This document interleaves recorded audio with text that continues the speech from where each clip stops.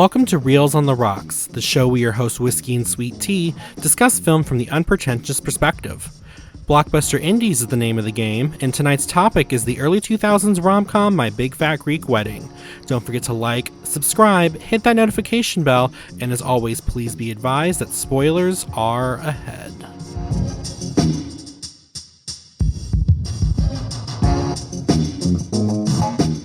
Whiskey, what do you mean you don't eat no meat? I don't eat meat. What can I say? Oh, that's okay. I make you lamb. I wanted to go with the bit. I do actually eat meat, but it's a good joke.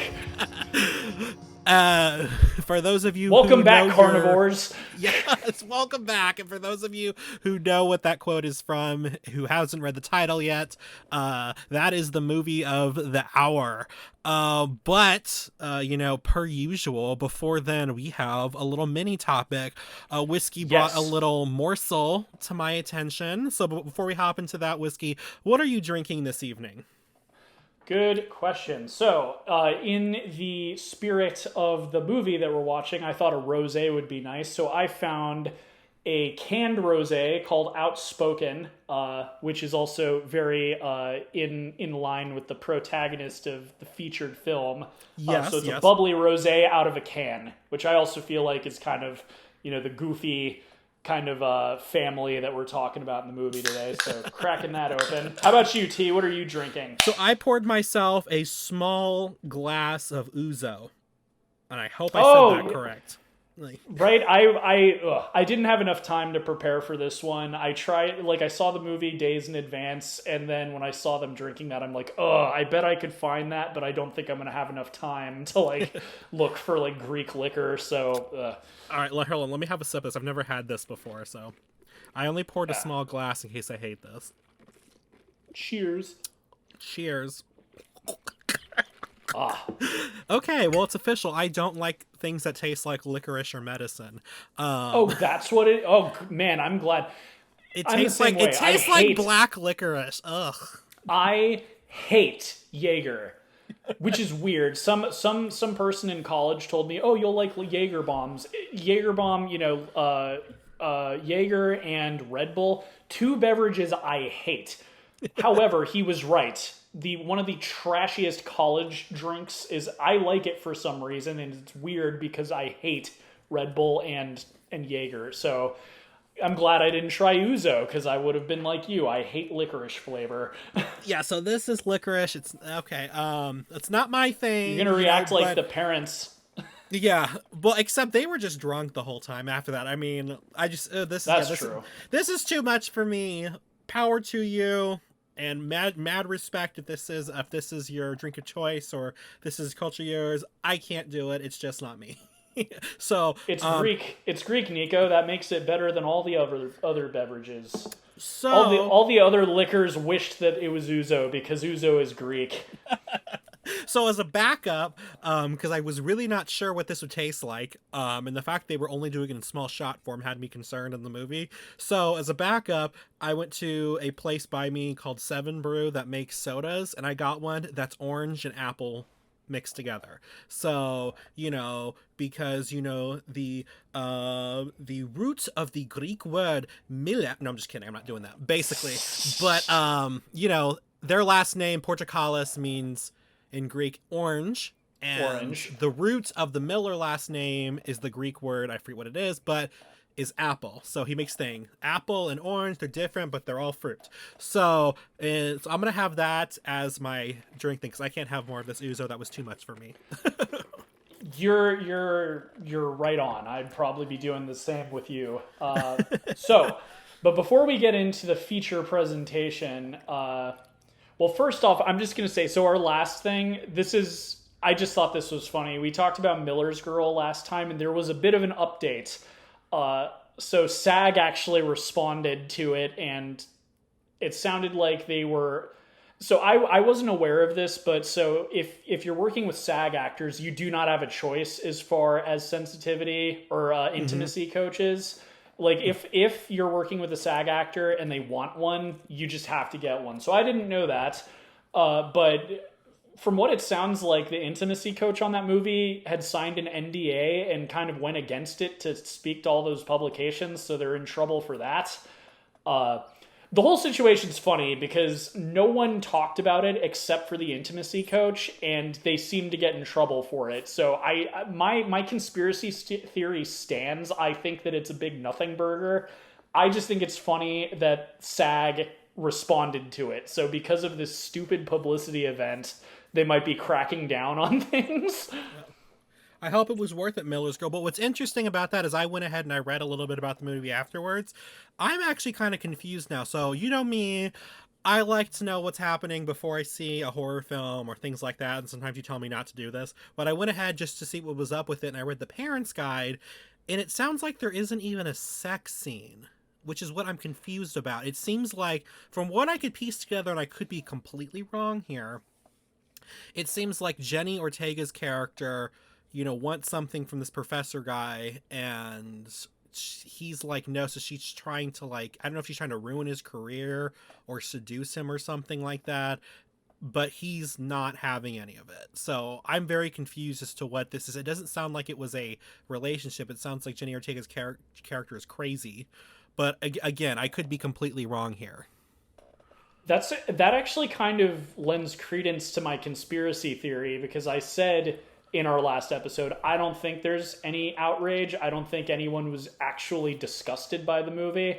I think that they were trying to drum up any kind of controversy to get people to go see the movie. If that is true, and there's not even any sex scenes in it, I think you and IT are the only real reporters. We're the ones finding the real scoop. Nothing happened in the movie, and they just tried to say people were offended to get people to go. Hold on really quick. Breaking news, literally just right now. I just got an alert, and this has to do with our industry, that Akira Toriyama, creator of Dragon Ball, has passed away at 68 years old. Wow, that's a live update. This is going to be a crazy episode. At least everyone listening to this will know when we recorded it. That's crazy, and that's sad. Maybe I should have had that, but that's very sad. I mean, I never got into it, but a lot of people when I was growing up were very into the show. I knew about it, so clearly major influences there, and it's obviously sad to lose a creator of such a, you know, such an important, you know, piece of media like that. He's a cool artist, and also, I mean, he does this character design for the Dragon Quest games, so I guess those games are probably going to have to change artists or something.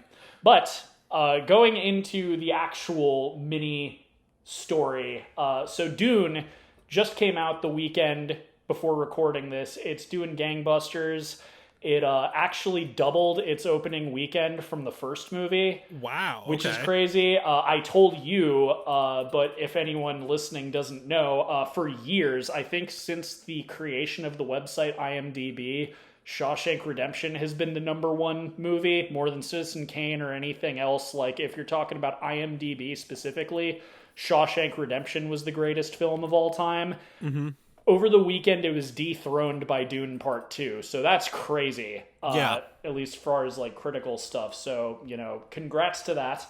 But also, and I would also like to point out though that Sweet Tea saw it before whiskey, so that is true. I like going to matinee showings, and considering I'm glad, like, I'm happy it did well, but I'm also happy I didn't go during the weekend, because based on those numbers, it probably would have been an absolute zoo at the cinema. So I saw it today, and it was me, my sister, and 2 other people in the whole cinema. Love that.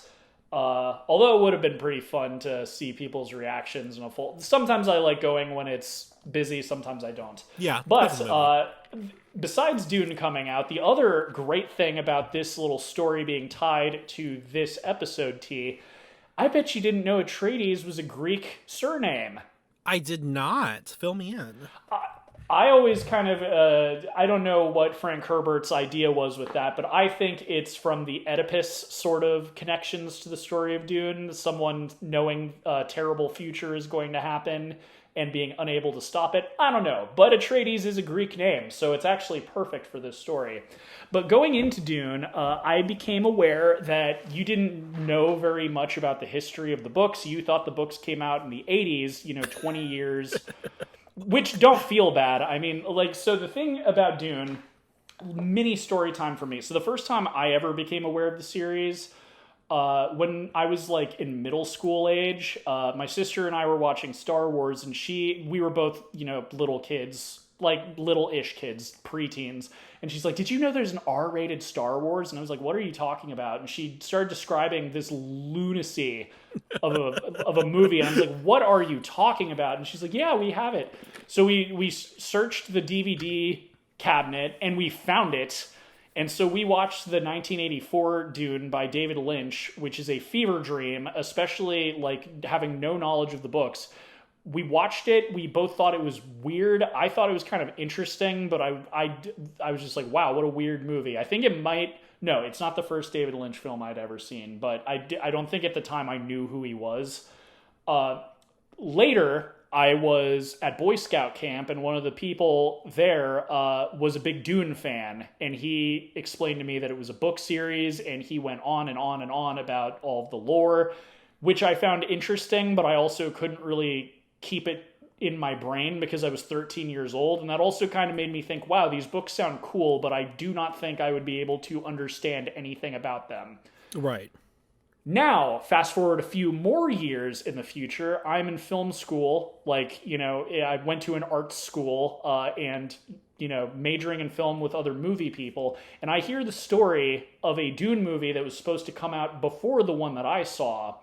Because for anyone, if for some reason you don't know about the books or anything, if the movies are like all you've gone through, this book is super, super famous. It came out in 1965, and it's been for its entire history kind of compared to Lord of the Rings, both in its publication, its reception, its popularity of the genre, and as well as it being unfilmable at the time of its publication. And just like Lord of the Rings, there were multiple attempts at making it into a film. I don't know if you know, T, there was the Ralph Bakshi animated Lord of the Rings. There was the, Return of the King animated film for television. Right. And then the Beatles tried to make a Lord of the Rings movie where like Ringo was going to play Gollum.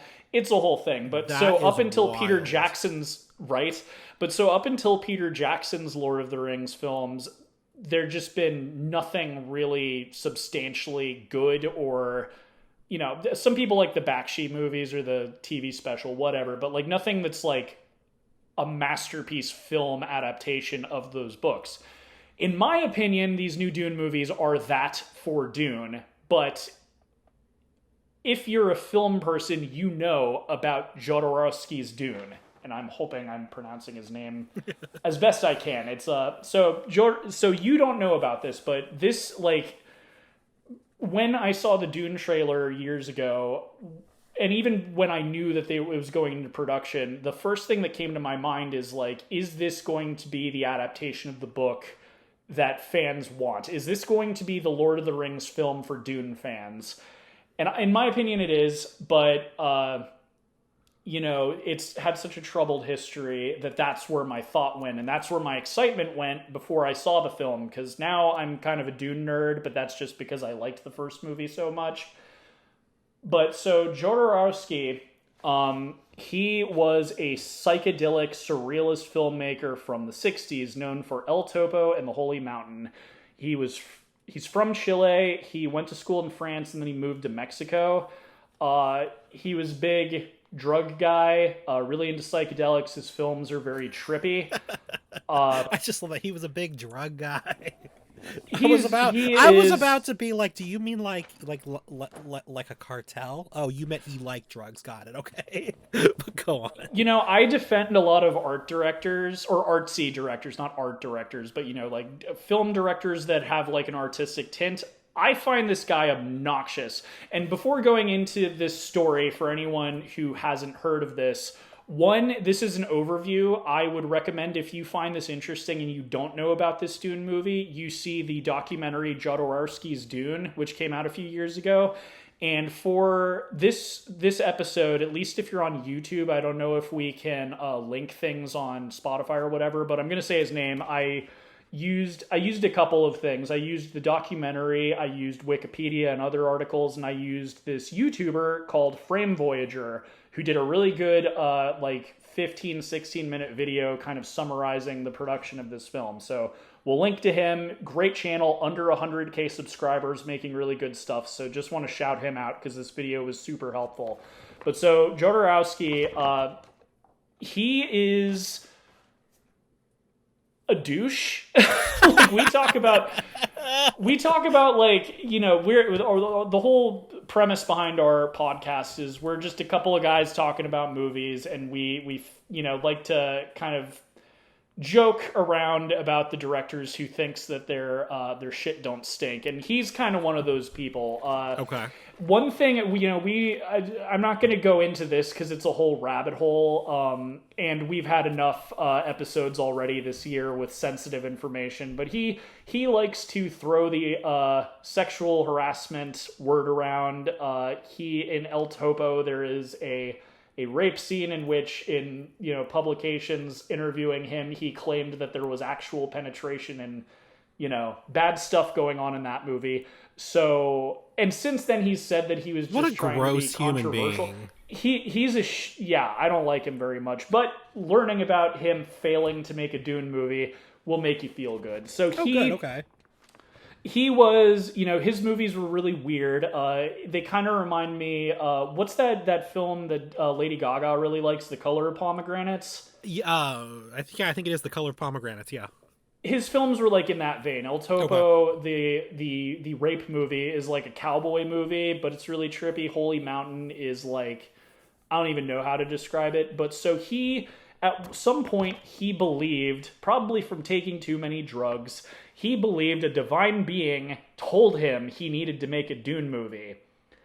And he didn't want to respect the novel, but he wanted to recreate it. That's the quote. And I guess he read that's like kind of one of the things. A lot of film nerds like to say that this would have been an amazing film if it came out. Frankly, it sounds off the rails to me. I felt like it sounded off the rails when I heard about it as a film student. And if you're a Dune fan, I think you would have hated this movie because he didn't care about the source material. He just wanted to make like a weird, trippy space opera and kind of take credit for someone else's work. The script that he wrote ended up being 12 to 20 hours long. Oh my God. But he was going to cut it down to like a 3-hour version and then have a 6-part 1-hour TV series. And keep in mind, this is just the first book. At this point, Dune Messiah had come out by 1969, but like the series didn't exist. So this was just for the one book, which like I can kind of see, you know, before we started recording, I was talking about the new movie. Right. I do think like a mini series could work, and there has been one on top of the 1984 film. For anyone who likes Dune, Sci-Fi did 2 Emmy award-winning series that came out. You know, those people like them. So anyway, with Jodorowsky, people like them, and they won some Emmys. The special effects are pretty funny. I've seen some clips. So to make this film, and that too. So Jodorowsky is still alive, and he thinks the current films are boring and predictable.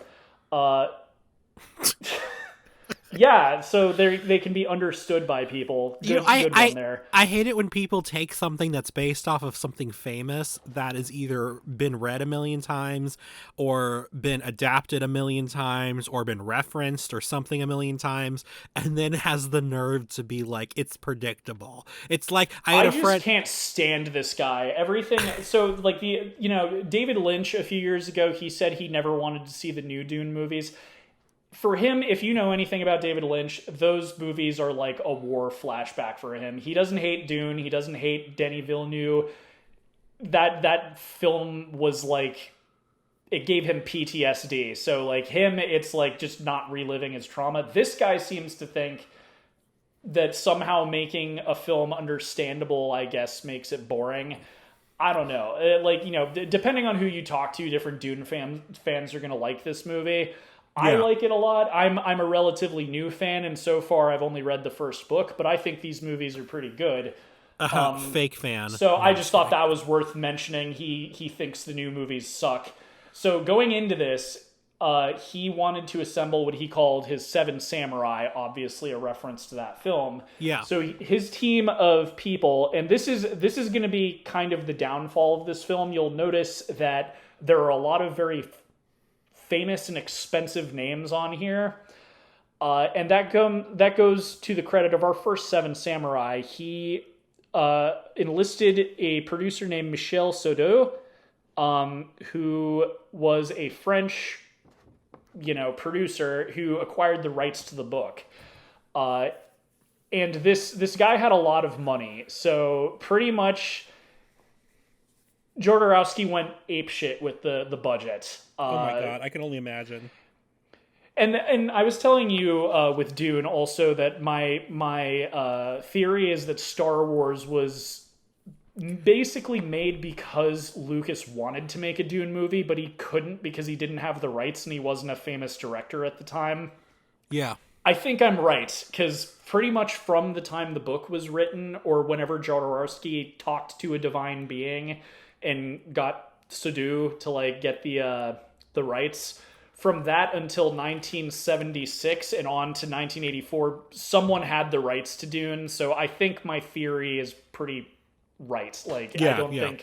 I don't think Lucas could have gotten the rights at that point, especially when this rich guy is sitting on them. Well, and so also, the next member, just from my point of view, Star Wars is easier to follow, but that's just me. Yes. And it's also, Star Wars, that could be a whole segment in itself. I think Star Wars is much more popular because it's a lot more of a fun action-adventure fantasy sort of thing.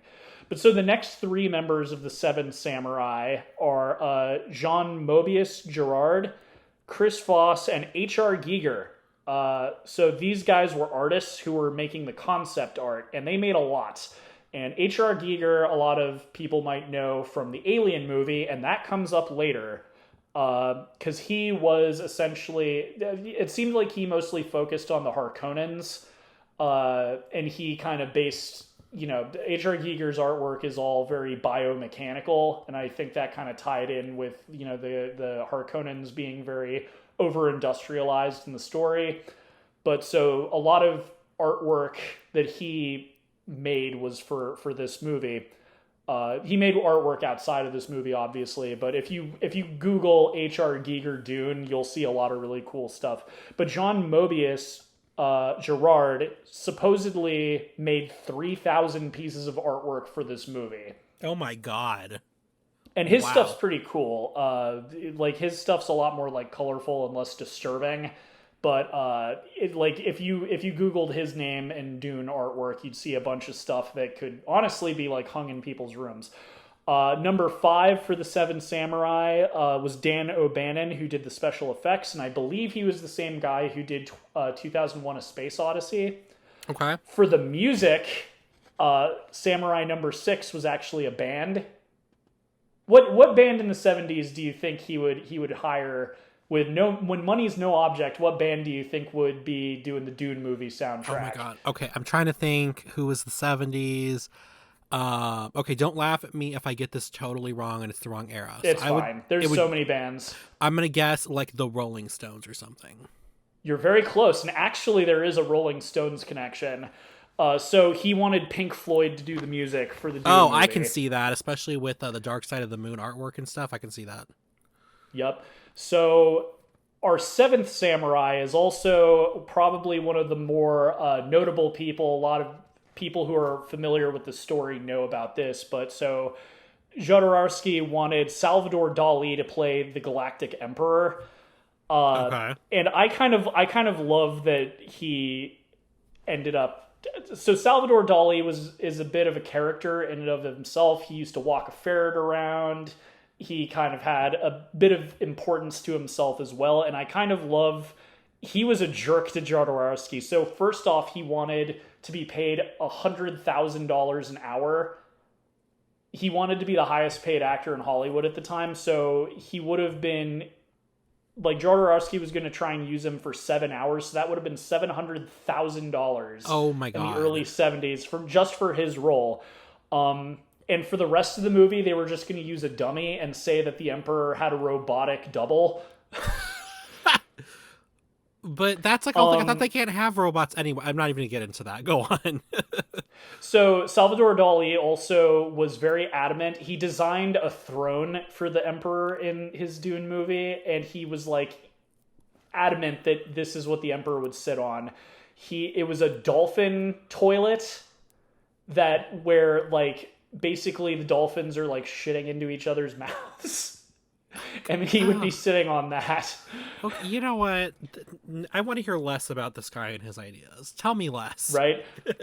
Well, so Salvador Dali also at some point told Jodorowsky that his ideas were better than his. My ideas are better than yours. And eventually he was fired from the film for apparently what I heard was questionable political statements.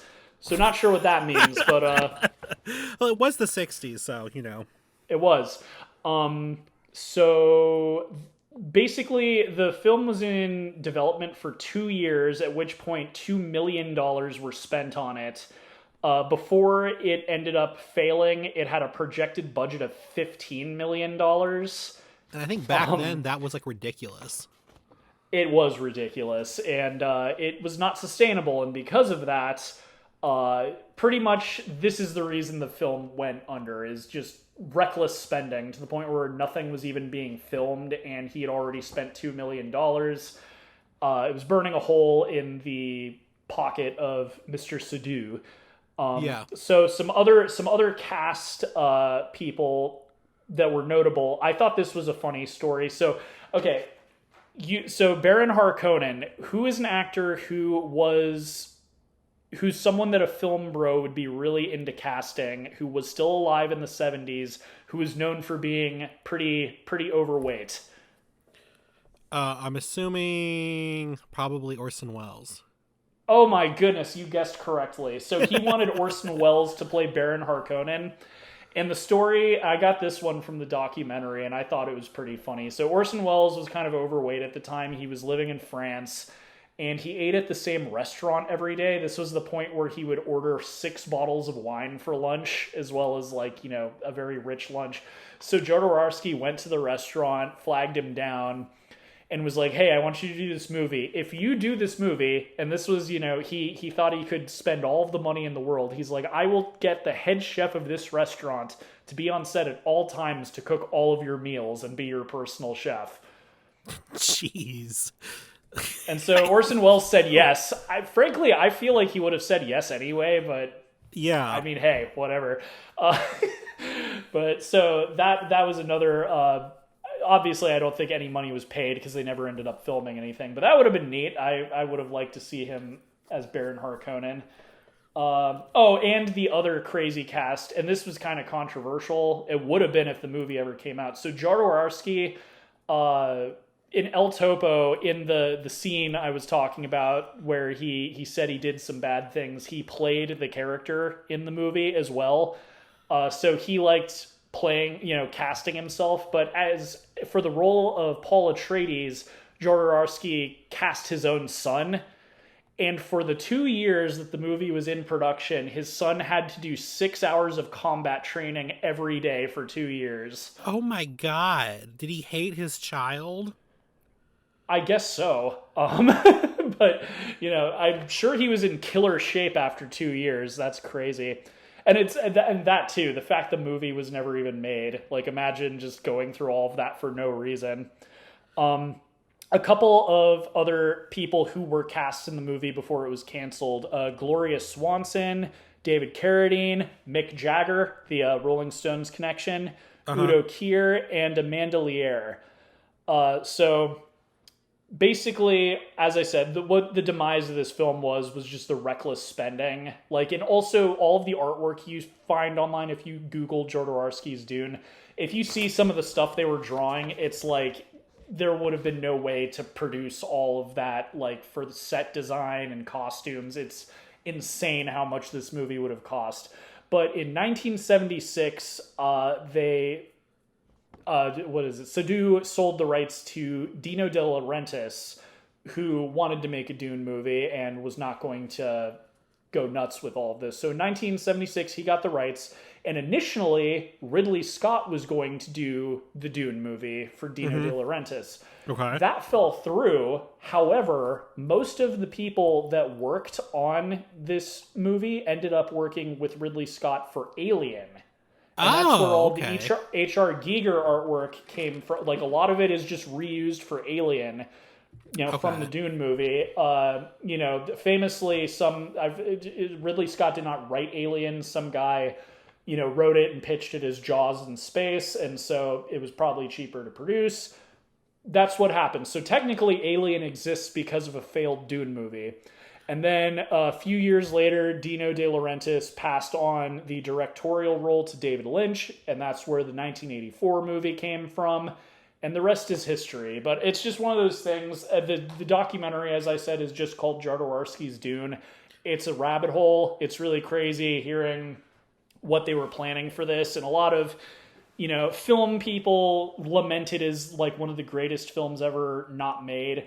I think it would have been interesting. I think it's very clear to anybody who hears any of this that it would not have been a faithful adaptation of the book. It sounded like he just kind of wanted to do his own wacky stuff and loosely connect it to the story. I think he was very into LSD, and the spice aspect of the story really spoke to him. And I think he was on some LSD when he heard a divine being speaking to him, telling him to make the movie. Well, I'm just looking at some of the artwork that was on the cover of this documentary case, and it's giving, honestly, Tank Girl vibes. Yeah, honestly, like the three dudes in the Seven Samurai, Jean Mobius Girard, Chris Foss, and H.R. Giger, all of the stuff they did was really cool. For the people who wish this movie came out, I get why. It would have been really cool. The one image I know, so there was a concept thing.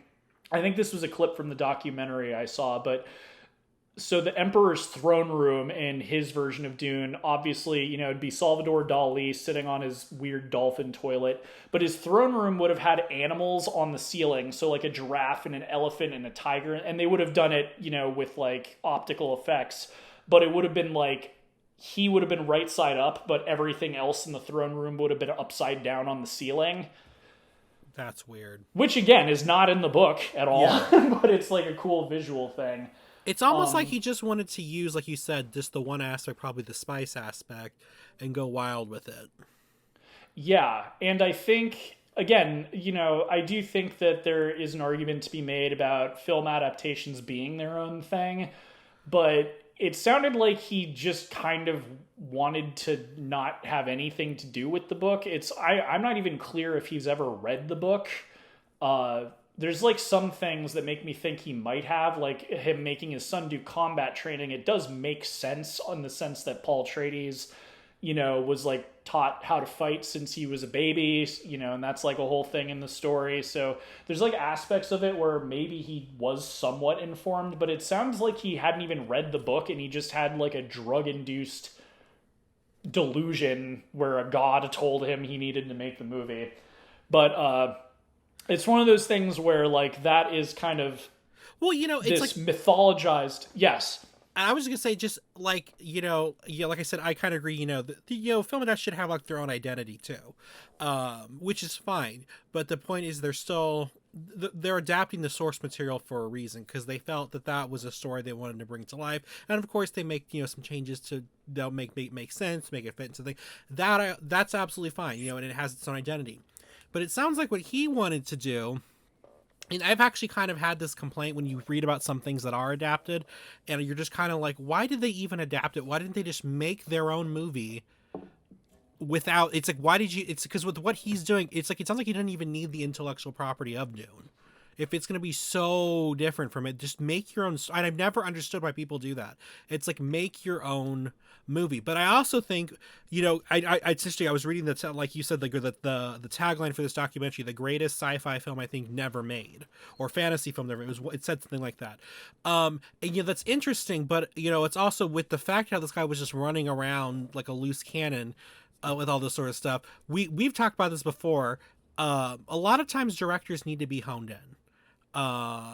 And Yeah. like for example, I think we had a discussion previously, maybe it was on the show, maybe it was in private, about how, and I forget what her name is, but the editor of Star Wars basically made that movie because Yep. apparently it was so bad beforehand. She did so much work on getting this edited and making it coherent and everything like this, so that we got this fantastic piece today. And so, maybe it's because I just really dislike this guy just from what you've told me. I uh, don't like him. As I said, I'm always, Ari Aster, all of these other like, artsy directors. I defend them because I kind of, unless you're actually an asshole, I don't think it's worth like just, poo-pooing on them necessarily. This guy seems like he's probably a really terrible person. Just the fact that he is so blasé-faire about like raping an actress supposedly and then taking it back, like. well, There's being creative, and then there's like thinking that you, and then that too. Like for all the people that like say this film would have been amazing, there's something really offensive to me, and maybe it's because I've become a fan of the series from these new movies. Yeah. There's just something really disrespectful about taking this book and just making it have basically nothing to do with the book and putting it's like Jodorowsky's Frank Herbert's Dune. Yeah. Like, and also this was like so Dune came out in 1965. This is only a few years after the book came out. So it's like, and imagine if this film had come out, like a lot of people would probably think of the movie before the book or like they'd know that the book was popular, see the movie and be like, oh, is this what the book's like? It sounds nuts. I'm not going to read this. Like there's just something like extra. I do think that there is, some weight to the idea that when you're taking on a film as a filmmaker, you're kind of making it your own thing. But speaking of the new movies, one thing I really think adds to them is Denis Villeneuve and Hans Zimmer, the director and composer, are huge Dune fans. Like it was their favorite book as teenagers. And I think that really shines through in the movie. Even if you're like a big Dune fan and you maybe don't like the movies as much as the books because of the things that they've changed, I think it is very obvious that they love the source material. And I think that it goes back to Peter Jackson with Lord of the Rings. He loved those books.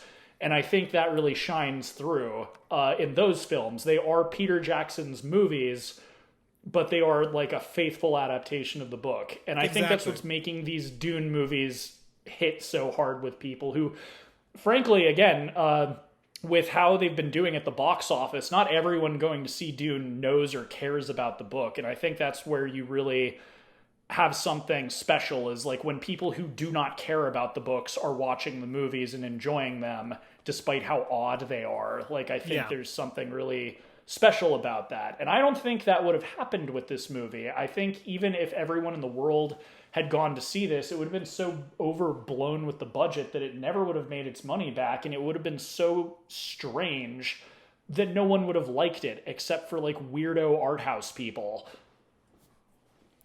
I don't know. This guy just frustrates me.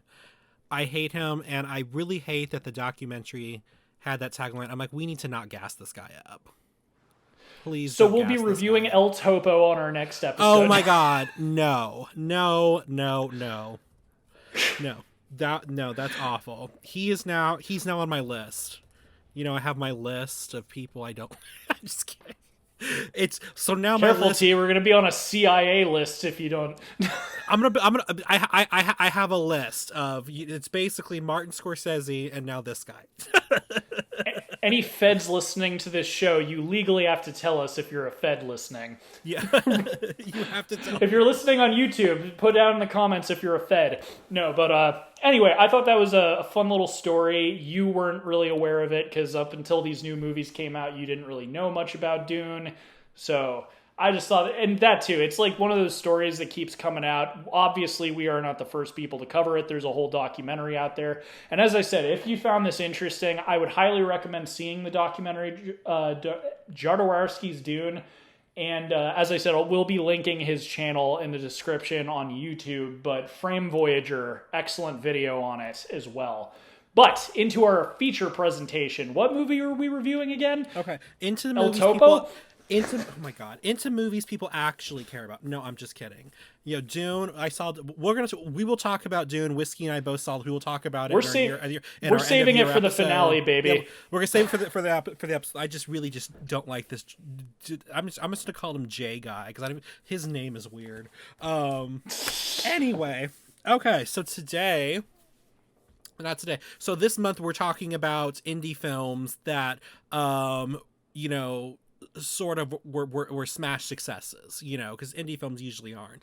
So yeah, I went ahead and I chose it's actually the highest grossing romantic comedy of all time as well, My Big Fat Greek Wedding from Woo! 2002. Opa! Now we all need to start dancing because they have their anyway. So My Big Fat Greek Wedding 2002. It was directed by Joel Zwick. He was mainly a TV director. The only other movie that I recognize that he'd done was 2004's Fat Albert. Ooh. Yeah. Oof. But he's done a lot of TV. It was written by Nia Vandalos. Cinematography was by Jeffrey Chur. And the budget, this blew me away. The budget for this film was $5 million. The box office was $368.7 million. So Woo. somebody did the math. I think it was on Wikipedia. That was a return of 6,150%. And it was the second most profitable film of all time. Now, keep in mind that's different from grossing because it has to do with how much it made versus how much it cost to make. So, again, that's a huge thing, especially considering this is an indie film. For cast, we have she has a big family in this movie, so I tried to keep it to just the people I felt like were the most relevant. Fortula was played by Nia Vandalos. Again, she also wrote it. Ian was played by John Corbett. Marie was played by I think, oh my god, can I please one time write this and make this readable? I did this last week too, and I was trying really hard. It's okay. You're getting. It's payback for all the times I had to say Jodorowsky in the last 30 minutes. I know. So it looks like it's Lonnie Kazan has played Marie, her mother. Gus was played by Michael Constantine. Aunt Vula was played by Andrea Martin. Nick was played by Louis. Oh my god! Can I please? You know what? I'm not doing this. I'm just pulling it up on IMDb. I'm not reading my own handwriting. This is ridiculous. Because I mean, these people are over here like putting their like heart and soul into these projects. They can't even read their name right. I just think that's respectable. Here we go. Not the other ones. The first one. Okay. Oh my god. Here we go. All right, so Marie was played by Lainey Kazan. I totally mispronounced that. Gus was Michael Constantine.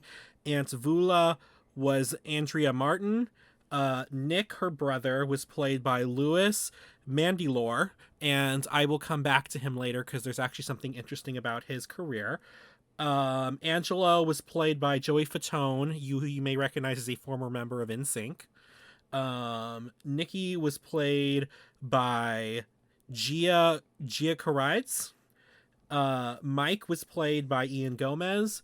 Rodney was played by Bruce Gray, and Harriet was played by Fiona Reed.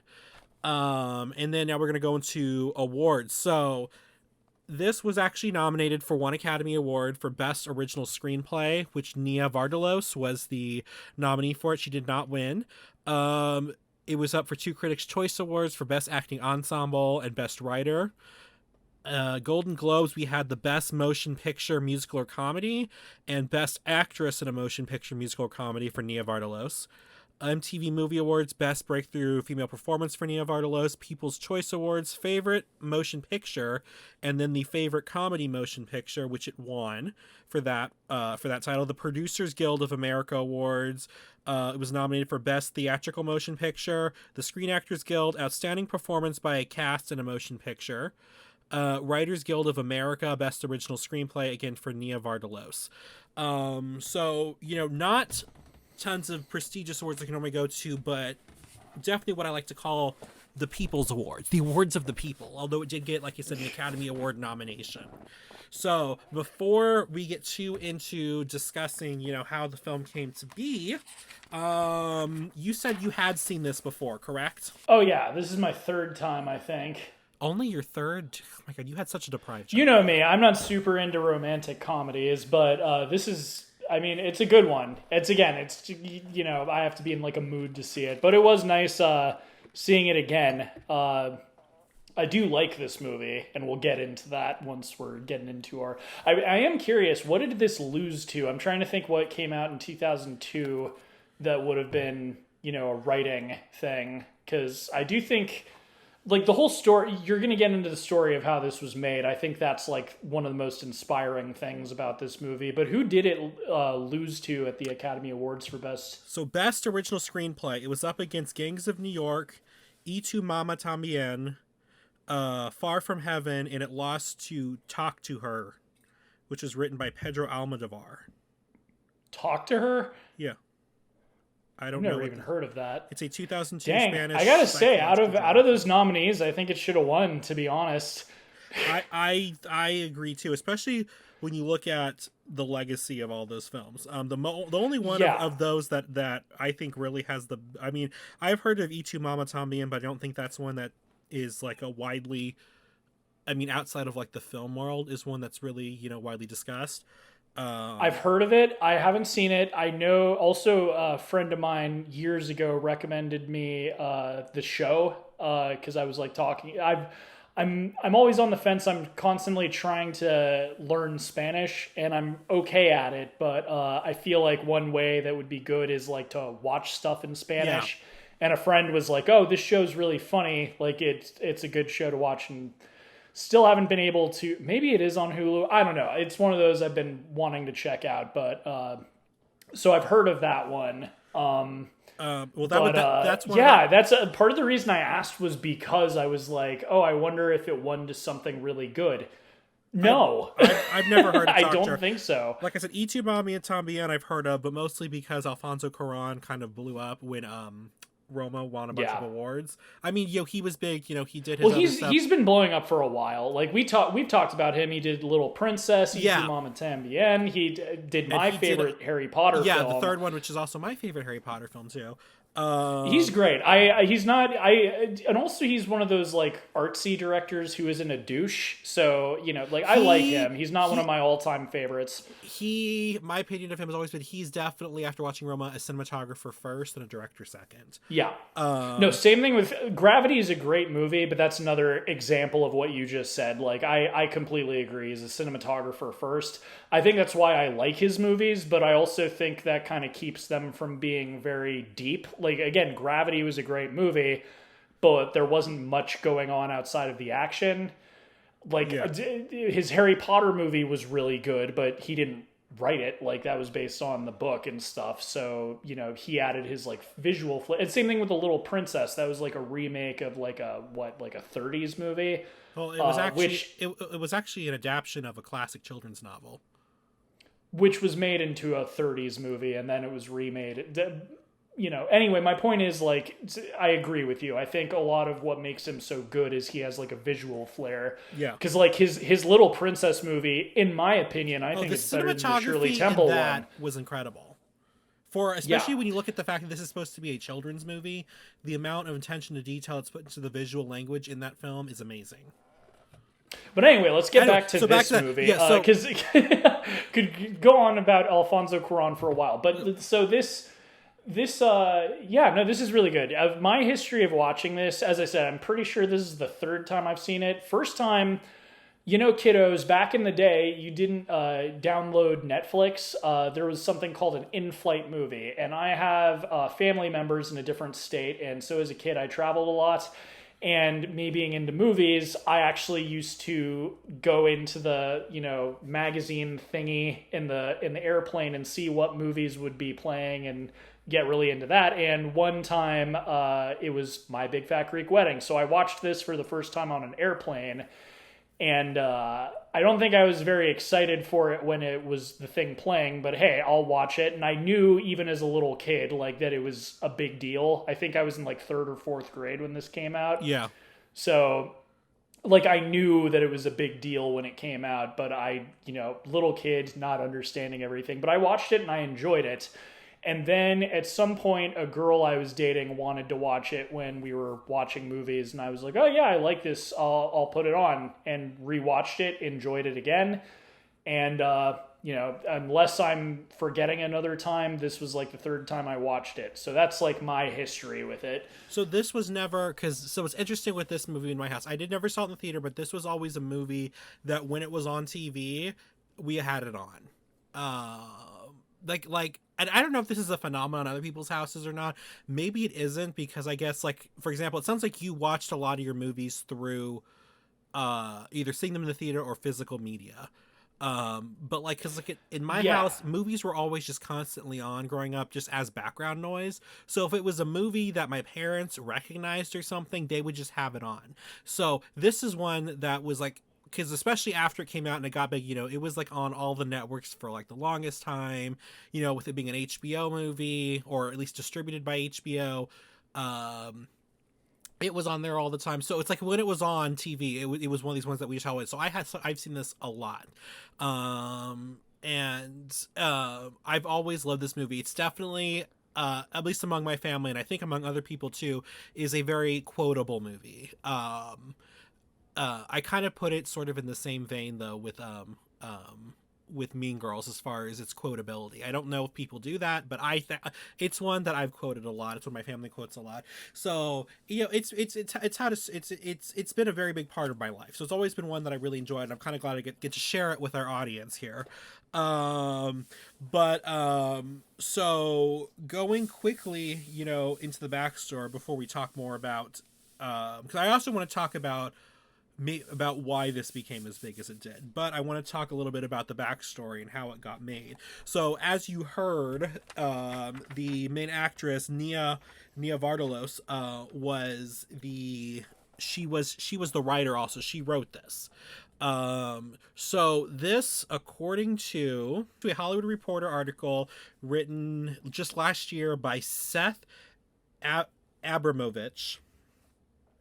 This originally started out in 1997 as a one-woman show that was being performed by Nia Vardalos. So, according to Wikipedia, she had originally developed this through an HBO workshop. And I don't know what an HBO workshop is. I tried to look up what it was, and I would just I think I can guess. There's you can do workshops, like writing workshops, and obviously, like, it's almost like a writing contest, except you have someone kind of guiding you through it. It's almost like taking a writing class where once you're finished, you can like send in your script to potentially win something. The school I mentioned, I went to art school for high school. We had something like this. And we had like people come from like out.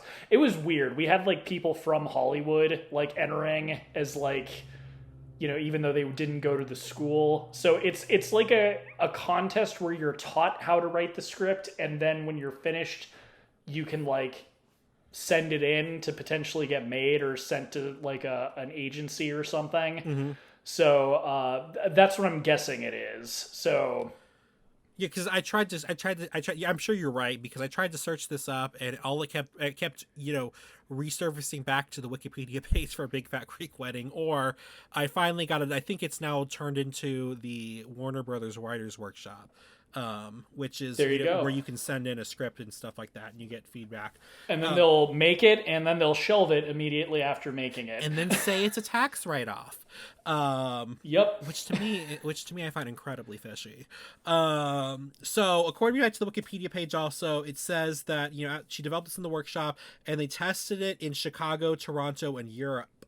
And then they said that it was also performed at the Hudson Backstage Theater in Los Angeles in August of 1997. Also, according to the Wikipedia article, it was based sort of on her own family. Now, what's interesting is her whole experience there. That she's Canadian. This is all based on her experience in Canada.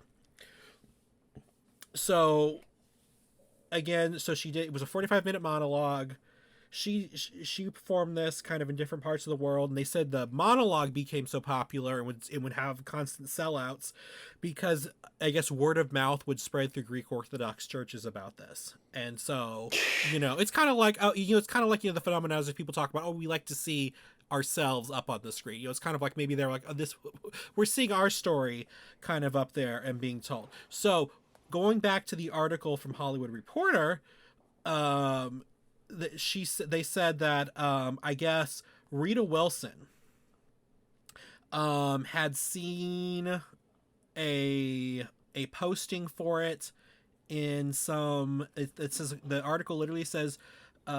Wilson noticed a tiny ad for the play in the Los Angeles Times. The ad was paid for by Vardalos with her final $750.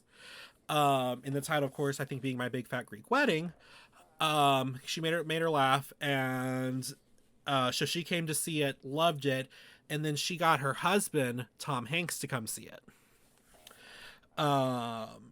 And Rita Wilson loved it because she was also of Greek heritage. So Tom Hanks and Rita Wilson had recently, I guess, started their own production company called Playtone, and so she got him to see it.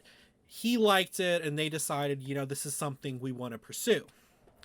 Going back to the Wikipedia article, I'm just going back and forth. I'm going to share all these facts. I want to make sure I get the story right, because unfortunately, as popular as this movie is, this is one of the things there's not a lot I could find about it. I think a lot of the stuff about this has gotten buried under the 2 sequels that have come out since then. Because I was trying to find news articles about this. So they said that because seeing how popular this was, studios had already started meeting with Nia about turning this into a movie or, something. But they wanted to make, of course, it's Hollywood, they wanted to make changes to it. And and when you hear what the changes were, she wasn't unreasonable. Like, they wanted to make changes to make it, quote unquote, more marketable. So they were like, they said one studio, according to Wikipedia, wanted to make the family Hispanic. I don't know. That's a broad term, so I don't know which Hispanic that would have been.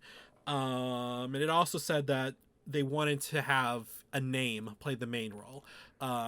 Marissa Tomei, I guess, was mentioned at one point. Nia didn't want any of that. She's like, no, this is my story. Not that she needed to play the role, but she was like, she didn't want to make changes like, changing the ethnicity of the family. I mean, that's a whole huge integral part of. It's kind of insulting, to be honest. I'm letting you tell this. I've heard the story of the production of this before, but I did not hear that before, and that's actually kind of missing the point. Yeah. Well, like, I think at the core of this movie is like an immigrant story, sort of, but I mean, it loses, like, I'll get into my opinion of the film later on, but I think one of its greatest strengths is its authenticity, and the fact that she wrote it herself and starred in it. Like, I think that also lends to that aspect of it. So the idea where it's like, oh, the ethnicity isn't important, let's change it to Hispanics. It's like ruins it. I just don't understand, but like you said, there's something so insulting about it. It's almost just like, oh, it's a minority group, we can just kind of interswap them. Stories universe. And I'm like, there's something that's just really, just like you said, insulting about that. Let's just pick whatever the hot ethnic group is right now, and we'll make it their story. It's weird that they wanted to do that, because like I said, Rita Wilson and Tom Hanks found out about this back in 1997. Well, 1997, a movie came out that I also really love, starring the late and great Matthew Perry, rest in peace, called Fools Rush In, which I would love to make you watch at some point. I think you'll hate it, but I love it. Anyway, the main story of that is, I mean, there's a lot more going on, but there is definitely a culture clash because he's like the whitest of the white people ever, and her family's like super Mexican. And it's that culture clash going on there. And so that already, but like that movie had already come out, so I don't know why they wanted to go and try to make it happen again. Like that movie was released in 97 and these talks started happening in 97. So I'm like, it's like somebody was trying to, maybe, I don't know if that one was as successful. Look at the box office for that one. Let's see, what was the budget on this movie? Well, I guess it made double its budget. So it made back its budget plus it basically it made back double its budget. So, I mean, I guess maybe they're trying to replicate the success of that, but to me, I'm just like, why would you want to put out, two so similar movies out at the same time? Anyway, so with that going on, she kept turning down a bunch of these places that wanted to do this. Although I would have loved to have seen Marissa Tomei in another romantic comedy. I love her. She was in a movie just recently with Alfred Molina and it was Jonathan Lithgow. I think that's who it was. She was great in that. But so, this is all going on. Meanwhile, Rita Wilson and Tom Hanks decide, this is something great. This is something interesting. We want to make this. So they get together with Nia. They said, yeah, we want to make this. And I guess they were okay with her playing the lead. Tom Hanks, in a quote, I don't remember if it's in the Wikipedia article or in that other article I was telling you about, said, oh no, here it is. In the Wikipedia article, it says, he said, quote, casting Vardalos in the lead role brings a huge amount of integrity to the piece because it's Nia's version of her own life and her own experience. I think it shows through on the screen and people recognize it. So he said that exactly like how you said, that's kind of what makes this great, is just how authentic it feels. Nothing feels like, and I think this comes across a lot of times when they have these culture clash movies where the culture comes across as like a costume or like set dressing or something. And it's like, you can tell the movie doesn't really get it. They can see it from the outside, but they don't get it. So luckily Tom Hanks and Rita Wilson, they liked it. They got it. And so they pushed back against people. They had trouble finding people they wanted to even invest in the movie because they wanted to replace her, get a big name or something else. So eventually Tom Hanks' company, I think it's called Playtone, decided we're going to fund it ourselves. That's why it has such a small budget of $5 million. So they completely funded it themselves. And they shot it in, what's the word I'm looking for? They shot it in Canada. Chicago? No, in Canada. Oh. Interesting. It's set in Chicago, so I'm guessing what, Toronto? Let me see. Did they say? I think it was actually, it was in Toronto. So they decided to shoot it in Toronto. Which really quickly, this has always been something that bugs me, and it's like, I want to get your opinion on this. Like, I get it. Like sometimes, like for example, if you're making a story about New York, you want to set it in New York, but it's too expensive, so you film elsewhere and you look for something that looks similar, right? Well, what's interesting to me about this, the original, stand-up and everything was set in Canada and it was filmed in Canada, but they changed the setting to Chicago. I'm kind of just like, what purpose did that serve?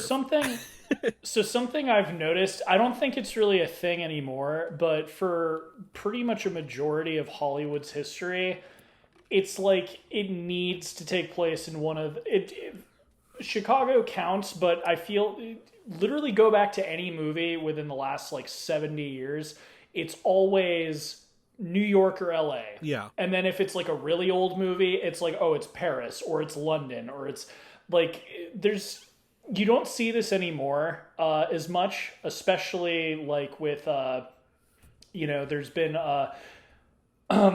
some film projects being made in like Georgia recently. With Killers of the Flower Moon was like a big thing recently, but I've been seeing a lot of stuff being shot in Oklahoma a lot, like all the way back to Charlie Kaufman's previous film. I'm thinking of Ending Things, like that was shot in Oklahoma.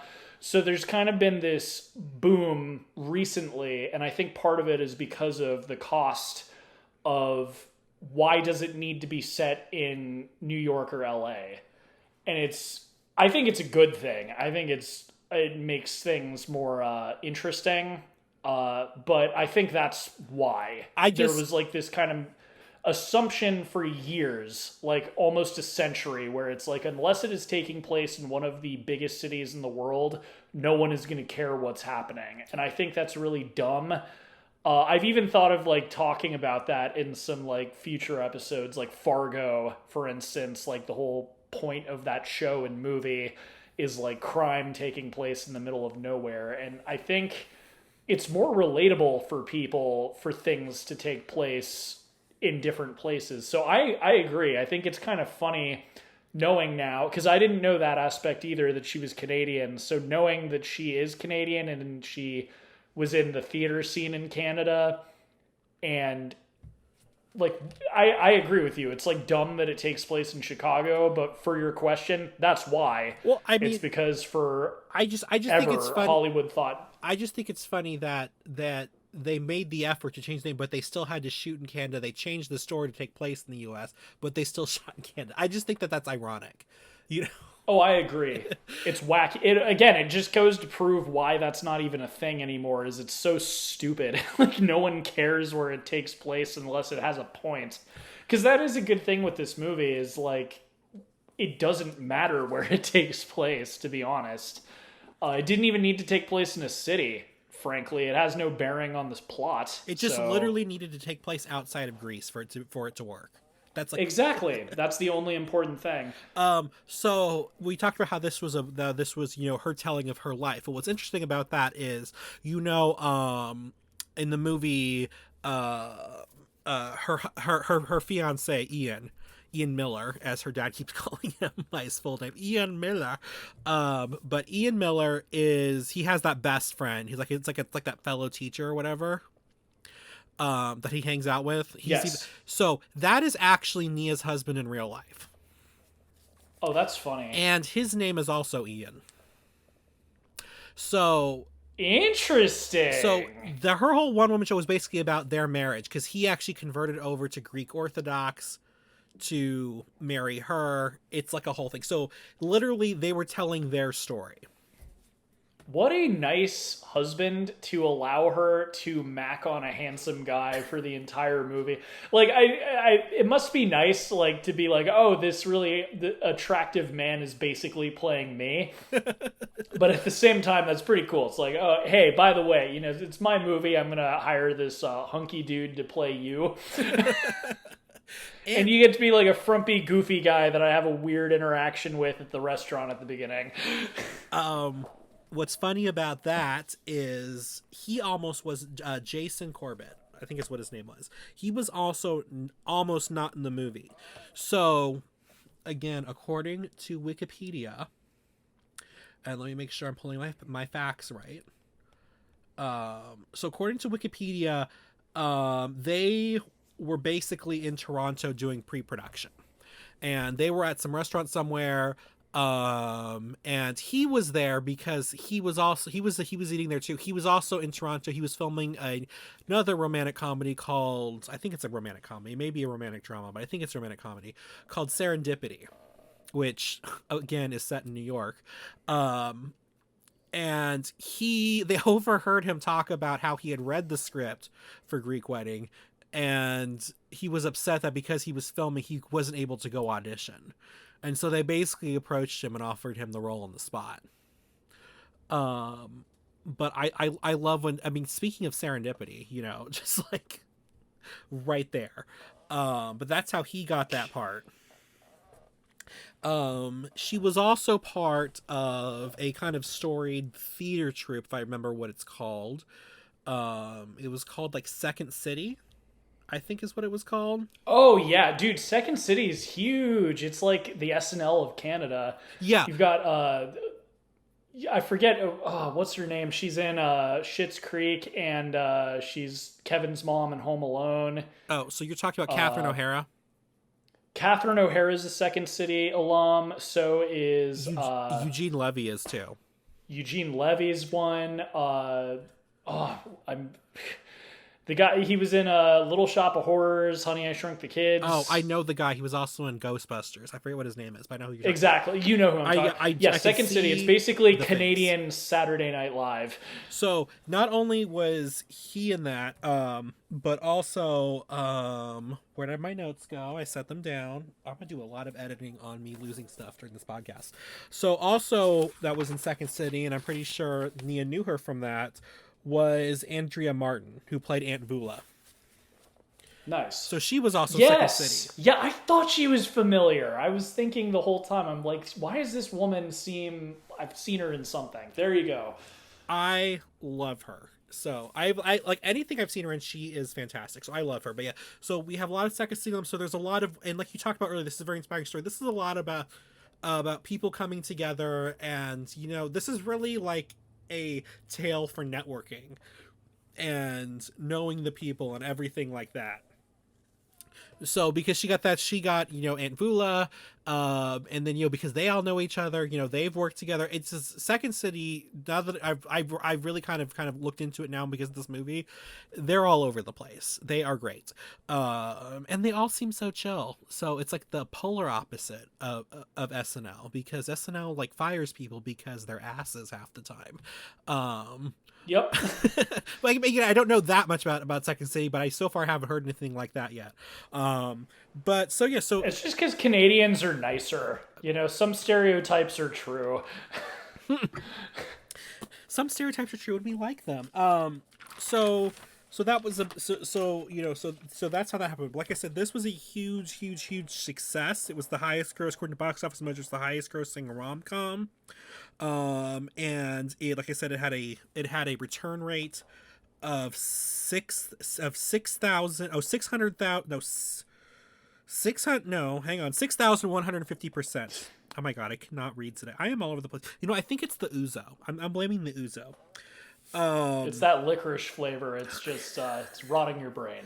So this became a success. They actually went ahead and greenlit a sitcom from this movie called My Big Fat Greek Life, and it was supposed to be kind of a continuation of the story of them. The problem with it, though, is that it actually, when it premiered, it beat out The Simpsons, which was huge at the time.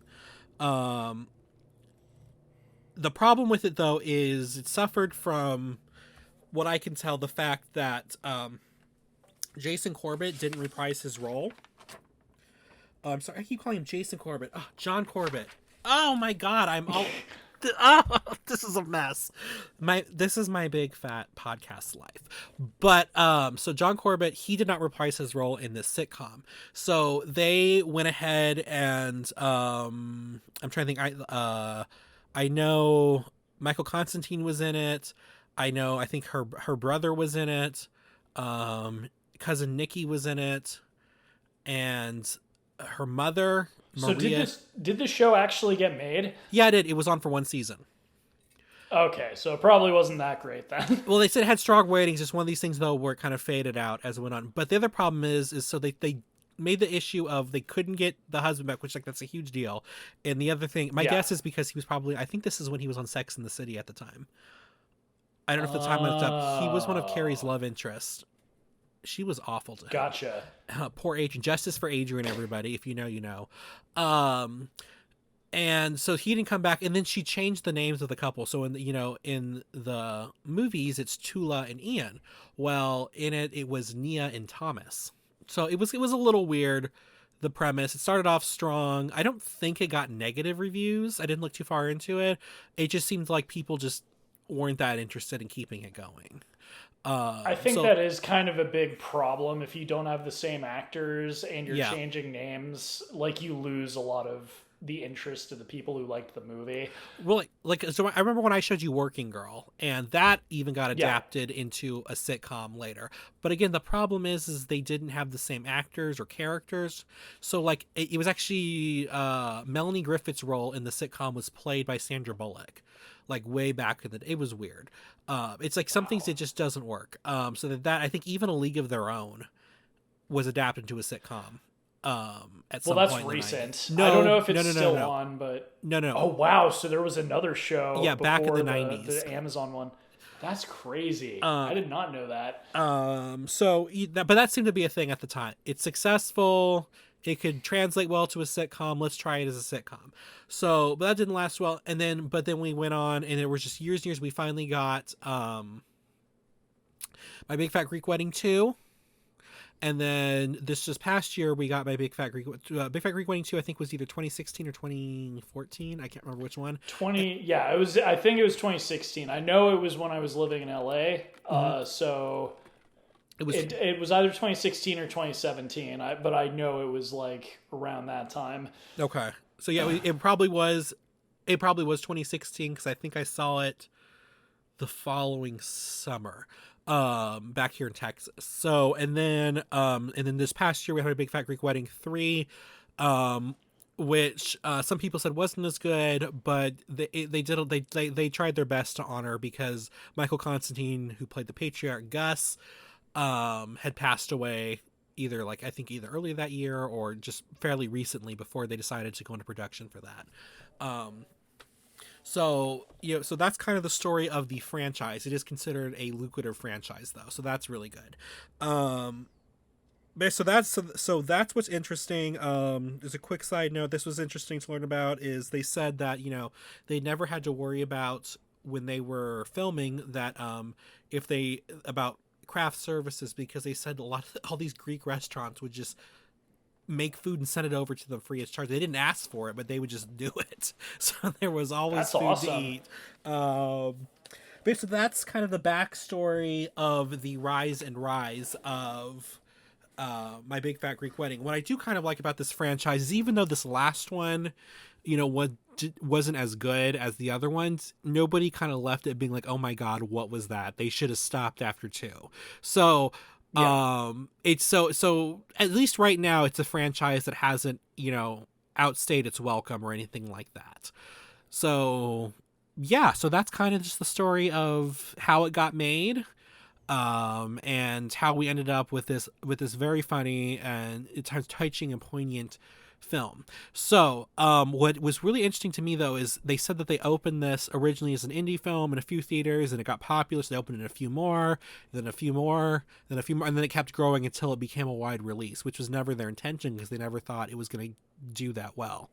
So what I kind of would like to discuss is, why do you think this film, because on its surface it looks just like your run-of-the-mill rom-com, what made this stand out among the sea of other rom-coms, especially in the late 90s, early 2000s, which was just flush with rom-coms? What made this one rise above the rest and kind of really made it the standout one? And so I kind of wanted to open the floor up to us so we can talk some about that and see what we think about that. Well, I've got a 3-pronged theory, I guess you could say. So first off, I knew a bit of the backstory that you said. Like, I knew about Nia writing it. I knew that that's why she was the lead actress. I forgot until you mentioned it, but I think I do remember hearing about the one-woman show. But I think the first reason it was so popular is the writing. I think that it was super good. I think that a good foundation for it was the fact that it was a one-woman show, because you have to entertain people for like an hour. It was a 45-minute show. And that also goes into like her being a talented actress. So, casting herself in the lead role wasn't just, an ego thing. Yeah. But I'm not surprised it was nominated for Best Original Screenplay, because it is so tight and solid. There's no extra fat on it.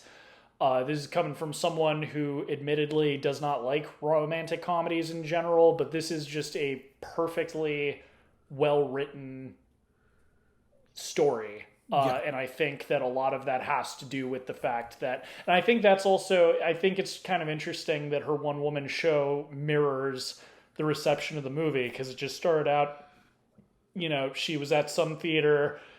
It was probably, just something she was doing for like an acting class or something, but it got so popular that it basically was selling out all the time. And it's like the same thing with the movie. Yeah. Which leads into the next point. I think a big reason why it was so well written was because it was very personal for her. And I think that she was able to like pour in a lot of her real life. As you said, like I didn't even know that that actor was her real husband. But I think a death sentence to a romantic comedy, especially for people like me who don't really like the genre, is when it feels too schmaltzy or disingenuous, when it's like trying to force awes from like the audience. Yeah. And I think the fact that this is a very true story about how she found her husband prevents it from coming off as corny or like fake. Yeah. I think, as I said, I think like being fake in a romantic comedy sort of thing is what will, like if you like romantic comedies, it's kind of like me. I always say like everyone likes some kind of trash. So if like romantic comedies are your favorite genre, you'll be able to recognize the lesser ones, but you won't necessarily like dislike them. I think this one is kind of bulletproof because of the authenticity of it, and that's what really shines through for me. And the final point why I think it is so successful is relatability. I'm not Greek, you're not Greek, but one thing I'm sure you and I can both say is that we have what we would feel are weird families. And I think that goes to show with everyone, even if, maybe your family isn't actually that weird, everyone feels like their family is weird. And especially like when it comes to a wedding, that's a whole aspect of the relationship. Even before the wedding, meeting the parents, meeting the family, you're terrified your partner is going to run for the hills as soon as they meet your family, whether it's justified or not. Yeah. And I think that even though I am not Greek, you're not Greek, and probably most of the people who saw this film over and over again are not Greek, they could really feel a deep connection to that feeling of, oh my God, I'm going to lose the love of my life because they will be terrified of my wacky family. Yes. So I think those three things are a big reason why it stands out. I agree with you on that, and I want to expand more on what you said about it being authentic, and the fact that this is a deeply personal story to you, and it literally mirrors her own experience. The thing that I found about this that was incredibly engaging is the fact that, and I touched on this earlier, is it's about the conflict comes from the culture clash, but like I said, it never feels like either side is being over the top or a caricature. When I say over the top, I mean being like a caricature, or like I said, it's so real. It's I'm trying to my best way to explain this. It's just like it's so real. It never jumps the shark as far as like characterizing. They're Greek. Yeah. But it's not like, because I know what you mean. Like for instance, I think the wackiest thing in this movie is the Windex, which it could be anything. I don't even know if that's true that people think Windex cures things. I remember having a coworker that said that was like a thing in their family, but like that's the craziest it gets. Like the idea of them like not eating, like the vegetarians, or it's unthinkable that you don't eat meat. Yeah. It never gets to the point. It kind of goes into what you were saying earlier about like people trying to target a demographic and coming off as disingenuous. Like, yeah. I think it comes from the fact that she is Greek, where she can make it so that her family is wacky, but not to the point of being unbelievable. Yeah. It's not like one of them dresses in a toga or like prays to Zeus every night, or like I don't even really know what kind of Greek stereotypes you could get into, but like for instance, if this was a Hispanic family, it's like you go home and like one of them has like 20 kids, and then the dad is like he goes to Home Depot for work, you know, like Yeah. Yeah. stuff like that, where you're just, it has nothing to do with a lived experience. It just has to do with stereotypes. Yeah. And again, I can't think of really a lot of Greek stereotypes off the top of my head, but they exist. And the fact that this was written by someone who is Greek, and that to some extent this was their lived experience, I think is why it doesn't come off as offensive or like forced. Yeah. And like you said, it doesn't come across as stereotype. It comes across as just us experiencing a different culture. Do you know what I mean? And I feel like there is definitely a difference in portrayal when you do that. I do think that's something that like a lot of films have issues with, because you kind of have to walk this line where you don't cross into stereotypes, but you make sure that the difference is obvious enough so that it doesn't just feel like, well, these all people are all basically the same. You have to highlight the differences, but there's a way to do it that's not playing into stereotypes.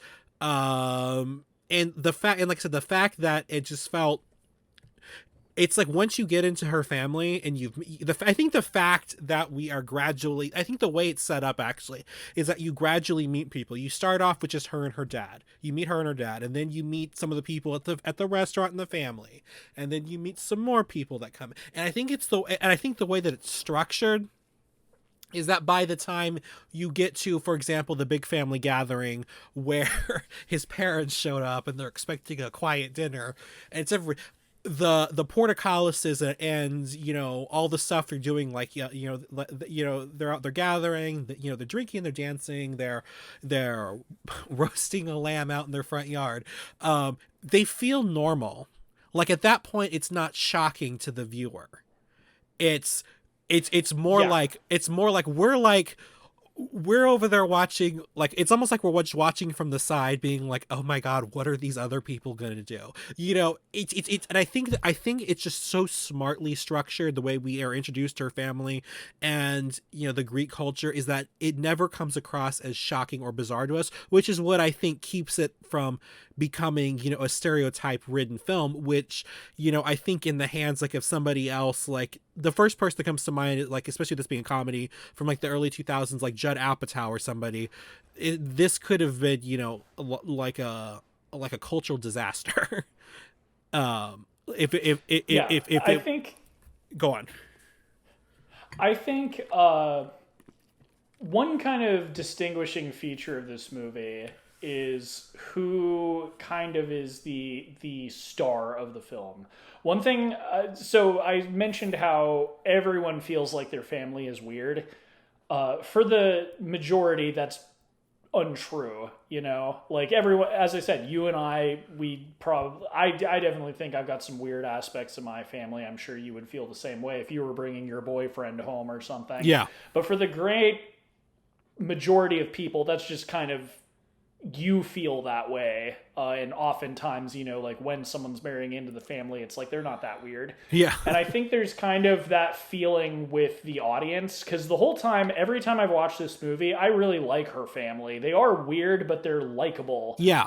And honestly, nothing they do is a deal break. Like, I'm thinking like, oh, if I was marrying into this family, they seem pretty awesome. Like, to be honest, like the weird stuff they do, like spit roasting the lamb on the front lawn.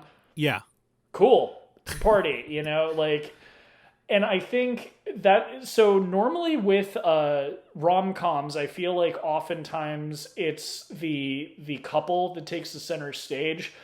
And I think it's interesting in this film that it's not really, like their relationship is the focus, sort of, but they're very, the family is the star of this film. Yeah. And I think that's something that really distinguishes it against a lot of other rom-coms. And I say this like respectfully, because I do think the leads in this film are very good, but they're very vanilla. Yeah. Like they're just normal people. And I think that makes them like a good sort of avatar or something for you to inject yourself, either as the guy marrying into the family or the girl marrying into the family or the person with the weird family. Yeah.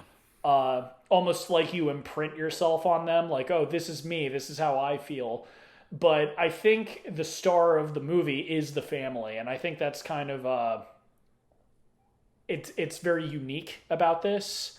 Hmm. And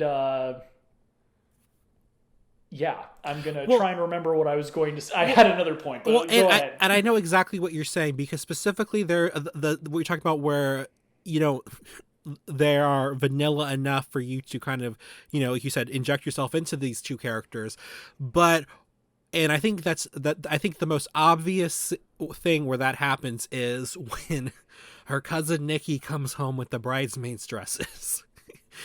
And literally everybody's like, "Oh my god, how gorgeous!" And Nia's just there, like, I'm sorry, Tula's just there, and she's just like, "Oh my god, that is hideous."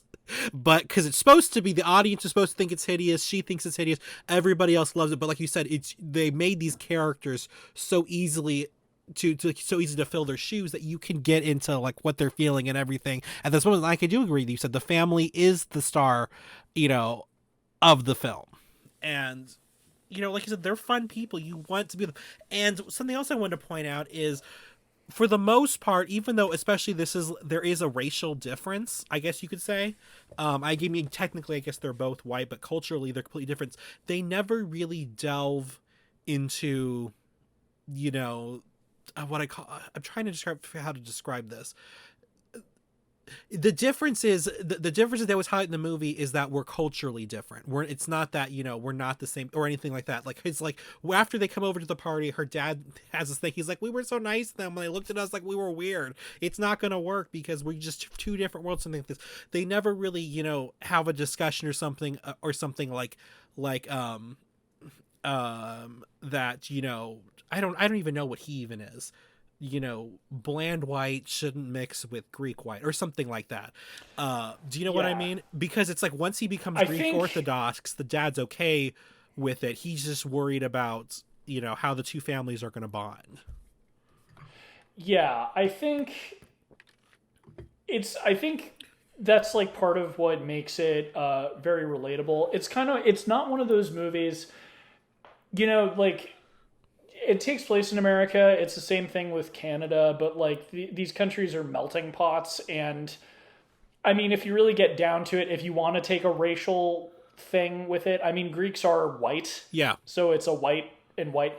This could be a very different movie if it were like trying to focus on that aspect. Yeah. Because like in this day and age, or even in the day and age when this movie came out, it's not like Greek people were being like discriminated against Right. necessarily. So it doesn't do that, and I don't think it really could. But I do think that because of, and again, it's a romantic comedy. I think if it took that route, that direction, it would probably kill the vibe. Yeah. But like the message of the movie and kind of the heart of it is that it's cultural. Yeah. We're all people. Like his speech at the end of the movie is very, very good about apples and oranges. I loved the like, it was such a cleverly written thing, and that's why she came up with the name Portcullis, because she probably thought of that speech when she was writing the movie. It's like, oh, how do I get to this? So anyway, but yeah, like I know what you mean, and I do think I think it's like a strength in the movie. I mean, again, like with romantic comedies, you don't want to get too heavy on the subject matter, or else it's going to become a completely different genre. Well, because But I think, like what I was just telling you well, and about. that's the Oh, go ahead. well, the other thing with like marriage, oftentimes, unless you're marrying your second cousin, you often are marrying into a different culture, especially we're in the US. Yeah. So with my point about this being a very relatable movie, I feel like, you might not be marrying necessarily someone of a completely different culture, but you are entering someone else's family, and there is sort of, there's always going to be a little bit of a clash in that sense, even in the best of situations. So again, I think that's very relatable to a lot of people. Yeah. Well, and I just want to say that the party scene where she calls home and he's like, okay, what are you doing?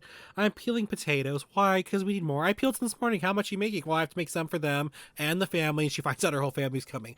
I found that incredibly relatable because, as you know, I have an extended Mexican family and they live in different parts of the state. And anytime somebody will come to visit, it's like all of a sudden like 6 or 7 more families will show up. It's like, oh, they're coming, you want to come over and it's like it becomes a thing, like we were just stopping by to say hi briefly, and then it's become a thing. And so I find that I was just like, oh my god, I know that feeling all too well. I really do. You're just like, I just wanted to stop by for a quick minute, okay, but now it's a whole event. Now so yeah, because I just really wanted to. That's the thing that's most interesting about this movie is how it was just because I feel like people will look at this and just think like it's just it's a run of the mill rom com. Why did it stand out? And I feel like that was an important discussion to have as to why we think that happened. Now, they did have some issues after it came out with the studio because of course the studio would do something. So, according to Wikipedia, there was a lawsuit filed by the cast and Tom Hanks' production company Playtone. The cast, it did not include Nia. It says that she had a separate deal. But they said they sued the studio for their part of the profits, because I guess they never got whatever their deal's compensation was. Maybe it was based on you get this flat amount and then so much percentage of how much it makes or whatever, against Gold Circle, because Gold Circle was one of the studios. Because according to this, it says that Gold Circle claimed that the film lost $20 million. Oh, sure it did. That's insane. And so they said do they have any evidence? Like, how would they even, this film is legendary for its runtime. Like, this was, I think, like in theaters for like 9 months out of the year it came out. So how do they even claim that's like a thing? I don't even know why they thought they could even say that, because so according to this, the what is it called? The cast alleged that they participated in something called Hollywood accounting,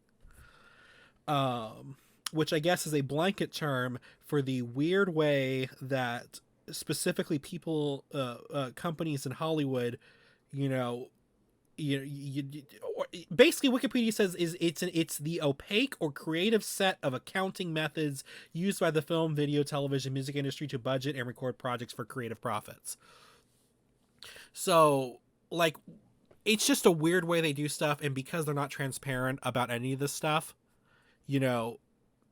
there's really no way to. But basically, if they're telling them that we lost $20 million, something's up. I was reading about the different ways that they do this. One of the practices is, there's a bunch of the ways they do this, but one of the things they will do is like they'll roll over the profits from one movie to maybe another movie that didn't do as well, to cover some of its losses, so then it seems like this movie didn't do as well. It's a whole thing. It's bizarre. And it is interesting. I literally think these studios need to start, have to publish, their accounting data. Like, do you think that they actually were cheated out of the money, or do you think they were BSing? If what they said, I didn't look at the filings in the court case, see how it was resolved. But if what they said is true, and I have no reason to doubt the words of people who were, now that I've learned what Second City is, Second City people, I think they were cheated out of something. Again, I don't know what their deal was, and I don't know what exactly the studio told them. But if it's true. So wait, was this the actors? I thought you said it was like that because there was Playtone and then there was like Gold Band Studio or whatever. It sounded like you said it was Gold Band. Are they like Second City adjacent?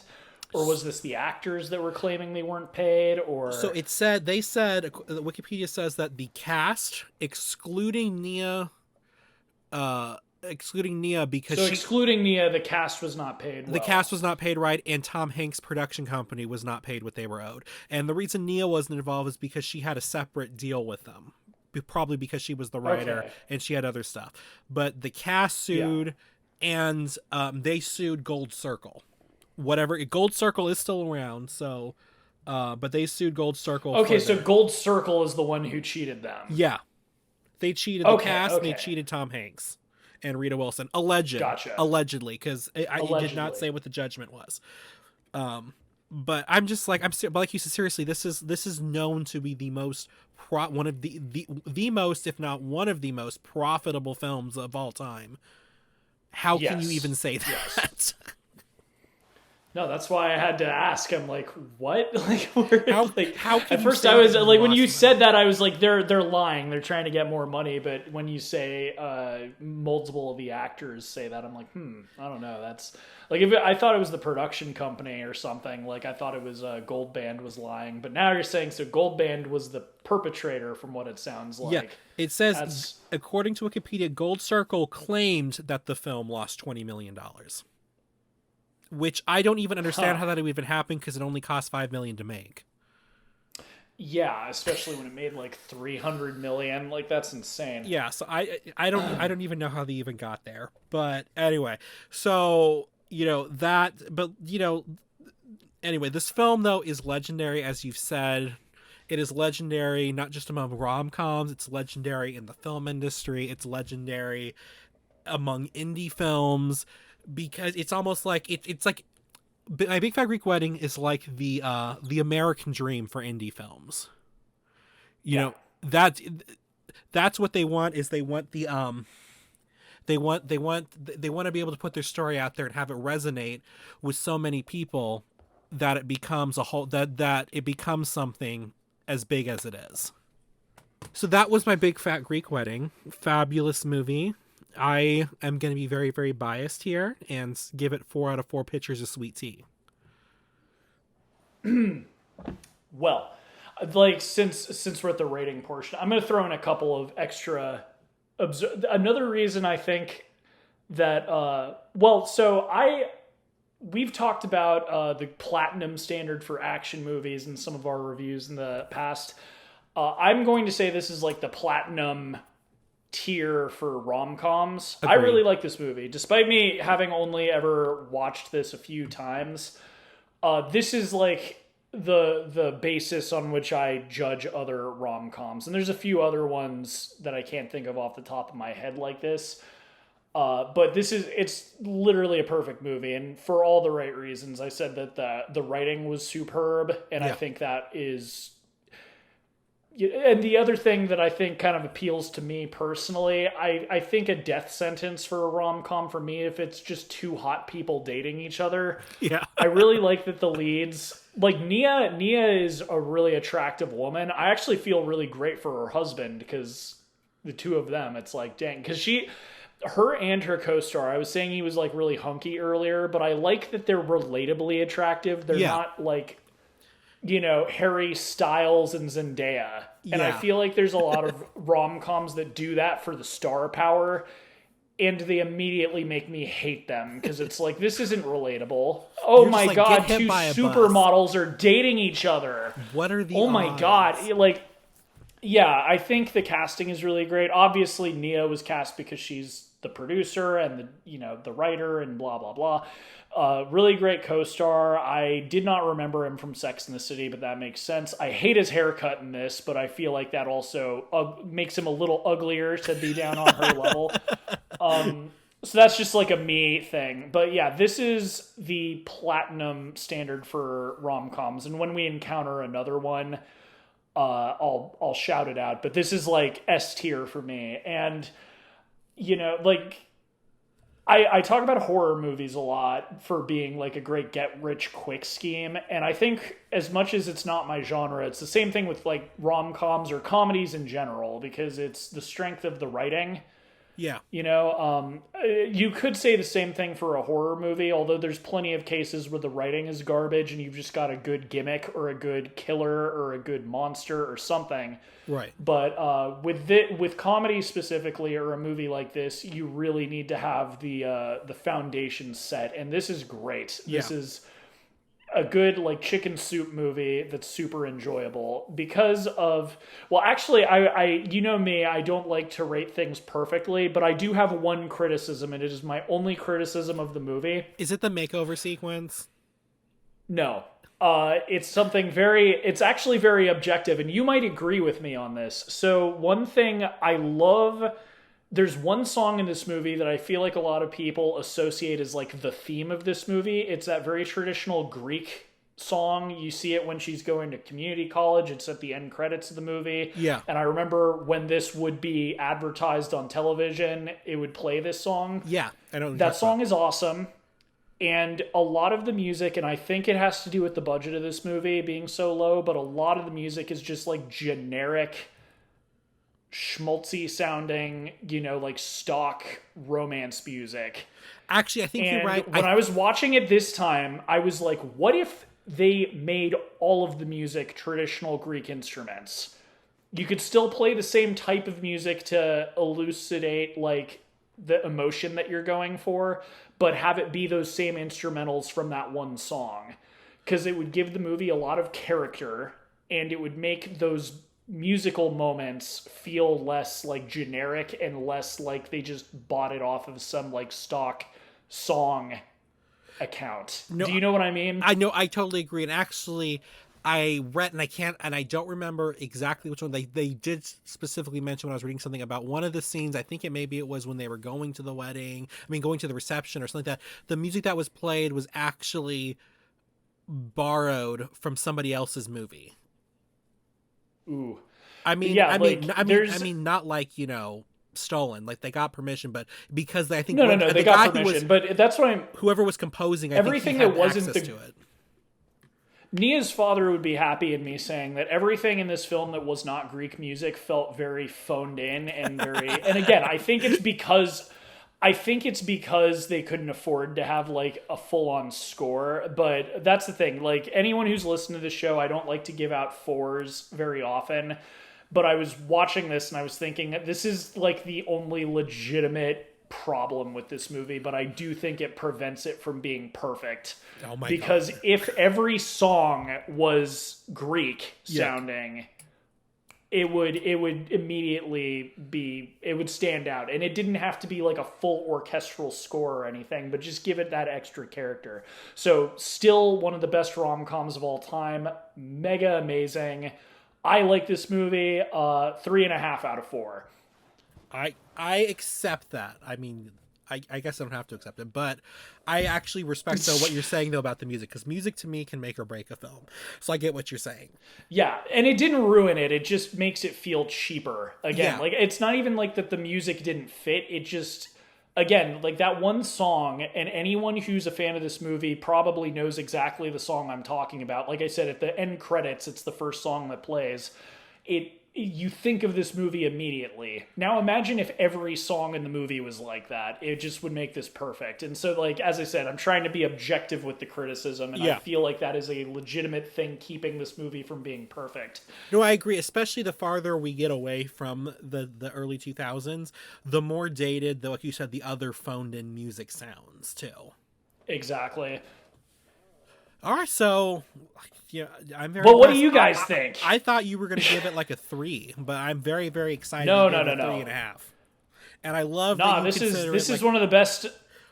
As far as rom-coms go, it's not my genre, but this is one of the GOATs in my opinion. It's in fact not even in my opinion. I think it's pretty without question that this is one of the GOATs as far as rom-coms. But what do you guys think listening? Do you think I'm wrong? Do you hate this movie? Do you think I should have given it a 4 despite the music?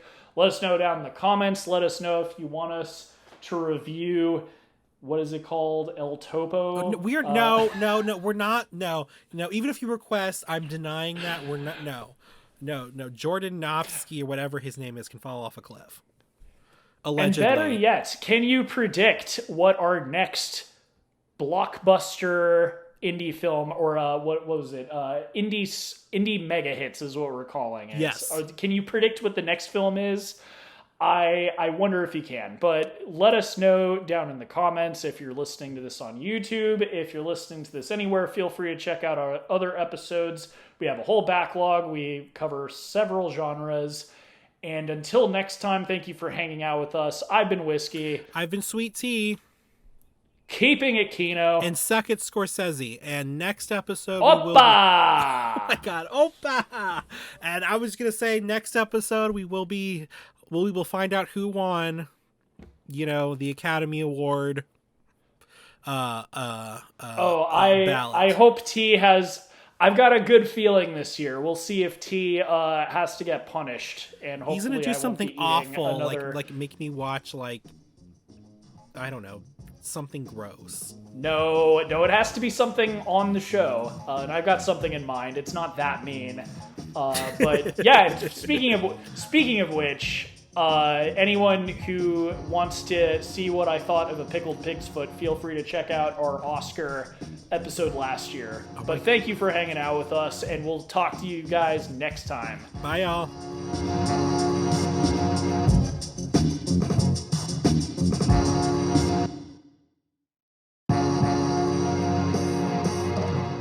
Reels on the Rocks is a production of La Prince Laboratories.